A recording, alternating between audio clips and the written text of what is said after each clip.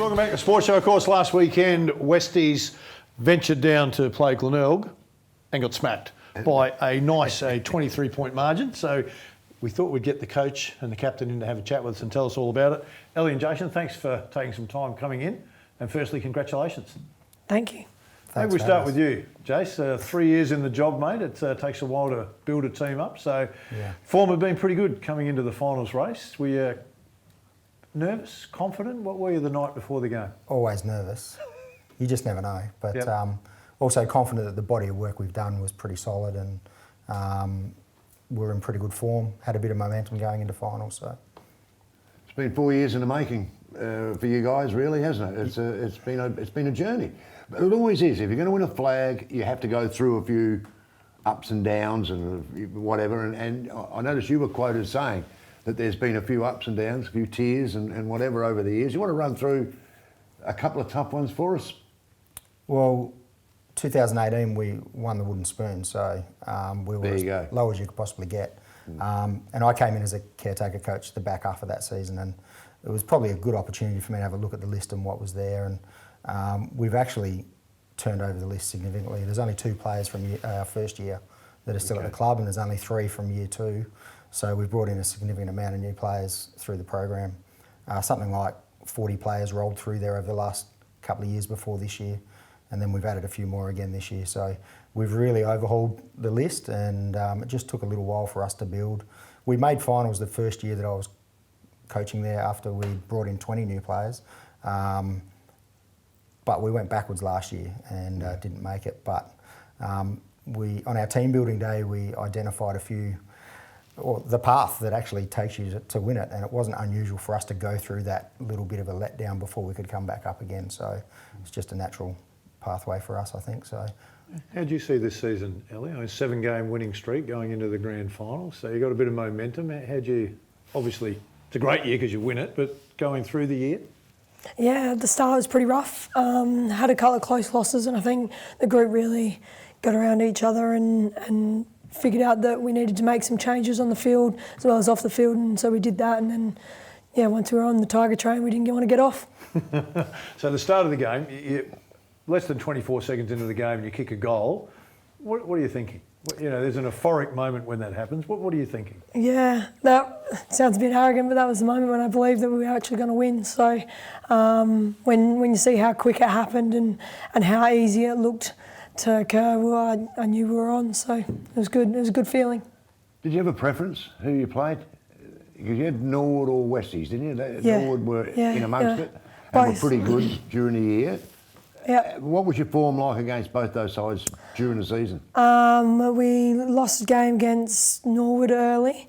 Both didn't play either of those teams in the end of the season, so we only played them early in the comp. So we had changed a lot in our game, and they had changed a lot in their game, and I don't think it played on my mind too much. We knew one of those two were going to go in, and as long as we were in there, we just knew we needed to do our part.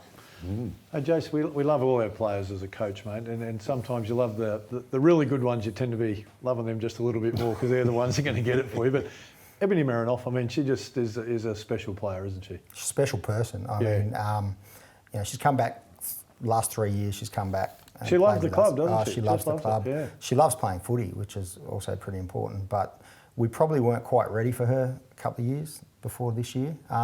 We hadn't quite found our way and found our identity and how we play, and it was great this year she came back, and I think she could see there was something special within the group that hadn't been there previous, and the testament to her is she's played her role more so now than ever before, because we probably needed her to find the footy a little bit more. Whilst her stats have been impressive this time coming back again, what you don't see on the camera is what she's doing off the ball. She's not always having to go onto the ball. She's starting forward at times. She's allowing other players some space to sort of breathe and do their little bit as well. I can't speak highly enough of her, to be honest. Yeah, she needs to find the ball. She only had 31 disposals, 2 goals and 5 tackles, so it was a quiet game for her. Quiet game. But it must pick the team up. It must, having a player like her, Ebony there, the players around must grow another leg. Yeah, and I don't think we can undersell Caitlin Gould's impact coming back from the Crows either. She was quite significant had a really strong impact for us in all the games she played, and it probably gave us the confidence when they were both there and buying into what we were trying to do, that we were heading down the right path, that's for sure. Was there a time in the game when you feel like, and no matter which coach you talk to in footy, they always talk about dominating the stoppages? Can we dominate the ruck? Can we get our hands on the footy first? They're kind of three of the main things that they talk about. Lots of other ones as well. Yeah. But it looked early in the game like you were dominating the ruck. You know, when you're sitting in the coach's box, what are you thinking? Yeah, we were getting the game the way we wanted it, to be honest. I was aware of that, but we just were unable to cash in on the scoreboard. So as long as you leave the door open for the opposition, you probably just got to stay on edge a little bit and make sure that you continue to do those things and don't drop away, because teams will get momentum, and the challenge is, can you actually absorb that momentum without having the scoreboard go against you, and can you cash in when you've got momentum? And we probably didn't cash in like we wanted to, but to be honest, I think it was 15-2, forward 50 entries in the last quarter. Yeah. There was no way we were going to lose that game with that sort of control, and that's on the back of stoppage, so we don't get those entries and restrict the opposition to that unless we're getting everything right around the ball. And as a coach, you're sitting there and it's only 2 goals, quarter time, 2 goals. There's only a couple of goals in it right up until the death. Yep. You've got to be sitting there going, come on, girls, please. Yeah. Couple more goals and we're away here. But that last quarter must have pleased you immensely. Yeah, look, it did. We've played a lot of close games this year, and we struggled closing them out early in the season, and we learned a lot from that, and we did change a few things to try and become more consistent throughout games, and we have done that. But the confidence we got on the back end of the season, where most of the games we'd won by less than a goal, but we're able to close out games despite being challenged. Whilst two goals still leaves the opposition in the game, I was still confident with how it was tracking, that we were in a pretty solid position, yeah. You know, Ebony, sometimes you're out in the game and you feel like it's about to open up for you. You feel like you're about to bust away. And I reckon maybe 2 or 3 times it looked like that could happen. And Westies were good enough to stop it happening. Did it feel like you were just about to get that big momentum shift and then you couldn't quite get there? Yeah, definitely. It was a bit of a tussle.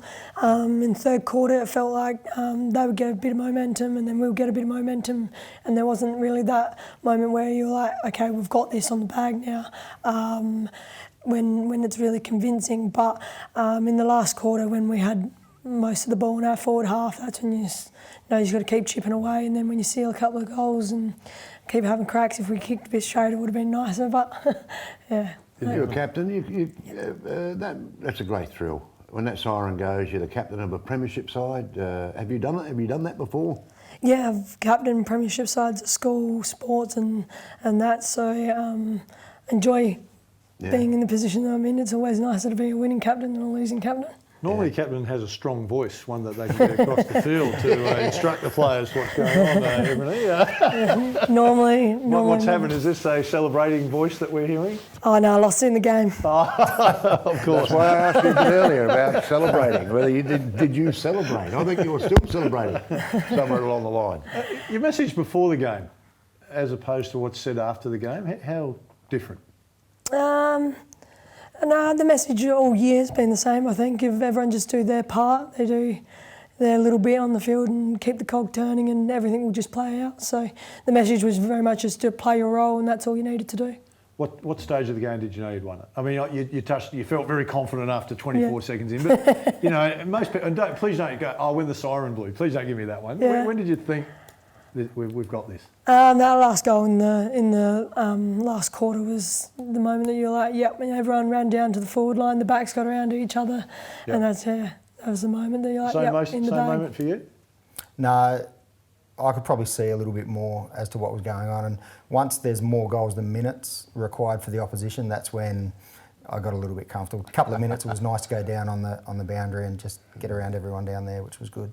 Hey, just before we let you go, guys, and again, congratulations, Jace. How long before the celebration stops and you go, now I've got to start looking at next year? I've already started. I was going to say, it's happening in the car on the way here. So, take a breath. Are you okay, Ellie? You're okay for next year? Yeah. Yep, okay. Yep. So you two are back, so the backbone's there, ready to go. Ready to go. Well done to the Bays. It's certainly a great win. Well done absolutely. to you guys. Congratulations. Hope you enjoy the celebration. Stay with us. Still, a bit more to come on the show.